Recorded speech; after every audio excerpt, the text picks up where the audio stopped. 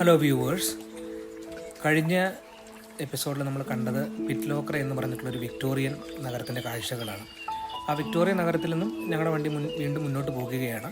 അപ്പോഴത്തേക്കും ഭൂപ്രകൃതിയൊക്കെ ശരിക്കും മാറി വന്നു. നമുക്കകലെ നല്ല മലനിരകളൊക്കെ കാണാനായിട്ട് സാധിച്ചു.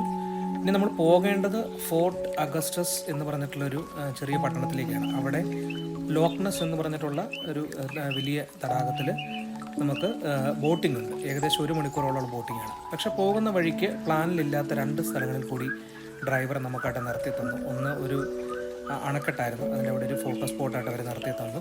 അതിനുശേഷം മറ്റൊരു ഫോട്ടോ സ്പോട്ടിൽ കൂടി അവിടെ നിർത്തി.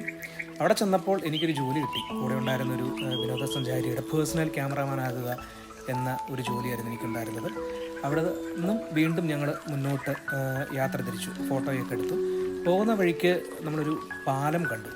പാലമാണെങ്കിൽ ബോട്ടുകൾക്ക് കിടന്നു പോകുവാൻ വേണ്ടി അത് ഓപ്പൺ ചെയ്യുന്നതും അടയ്ക്കുന്നതും കാഴ്ചകളൊക്കെ ഉണ്ട്. ഏകദേശം ഉച്ചയായി കഴിഞ്ഞപ്പോഴേക്കും ഞങ്ങൾ ലോക്നസിൽ എത്തിച്ചേർന്നു. നല്ല വിശപ്പുള്ളതുകൊണ്ട് ഫുഡൊക്കെ കഴിച്ചു. ഫിഷ് ആൻഡ് ചിപ്സാണ് കഴിച്ചത്. അവിടെ നിന്ന് നേരെ ഞങ്ങൾ പോയത് ക്രൂസിലേക്കാണ്.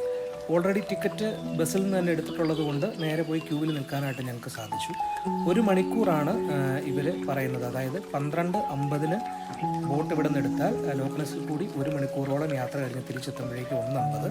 2:10 ഞങ്ങളുടെ ബസ് വീണ്ടും പുറപ്പെടുന്നത്. അതിനു മുമ്പ് അവിടെ കൃത്യമായി എത്തിച്ചേരണം എന്നുള്ളതാണ് നമുക്ക് കിട്ടിയിരിക്കുന്ന നിർദ്ദേശം. ഈ ക്രൂസ് ലോവർ ഡെക്കും അപ്പർ ഡെക്കുമായിട്ട് 2 സ്ഥലങ്ങളുണ്ട്. അത് ഫുള്ളും നിറഞ്ഞ് തന്നെ വിനോദസഞ്ചാരികളാണ്. ഞങ്ങൾക്ക് താഴെ ഇരിക്കാൻ താല്പര്യമില്ലാത്തത് കൊണ്ട് തന്നെ അപ്പർ ഡെക്കിൽ സ്ഥലം പിടിച്ചു. പക്ഷേ നമുക്ക് ബോട്ട് കനാലിൽ നിന്നും മെയിൻ വാട്ടർലാൻഡിലേക്ക് ഇറങ്ങിക്കഴിഞ്ഞ് കഴിഞ്ഞാൽ ഇഷ്ടംപോലെ ബോട്ടിൽ എവിടെ വേണമെങ്കിലും നമുക്ക് ക്രൂസിൽ എവിടെ വേണം നമുക്ക് സഞ്ചരിക്കാൻ സാധിച്ചു. ഞങ്ങൾ ജലത്തിനോട് ഏറ്റവും അടുത്ത് നിൽക്കാൻ പാകത്തുള്ള സ്ഥലത്ത് പോയി നിന്നു. അതിൻ്റെ കാഴ്ചകളൊക്കെ ആസ്വദിച്ചു. അതിനിടയ്ക്ക് ഗൈഡ് അവർക്ക് ഈ ലോക്നസിൻ്റെ ചരിത്രത്തെ പറ്റിയും അവിടെയുള്ള നെസി എന്ന ഒരു സാങ്കല്പിക ജീവിയെ പറ്റിയൊക്കെ പറഞ്ഞു കൊടുക്കുന്നുണ്ട്.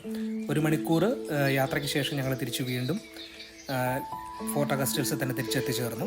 ഇനി തുടർന്നും ഹൈലാൻഡ്സിലേക്കുള്ള യാത്ര തുടരുകയാണ്. അടുത്ത എപ്പിസോഡിൽ കാണുന്നവരെ ബൈ ഫോർ നൗ.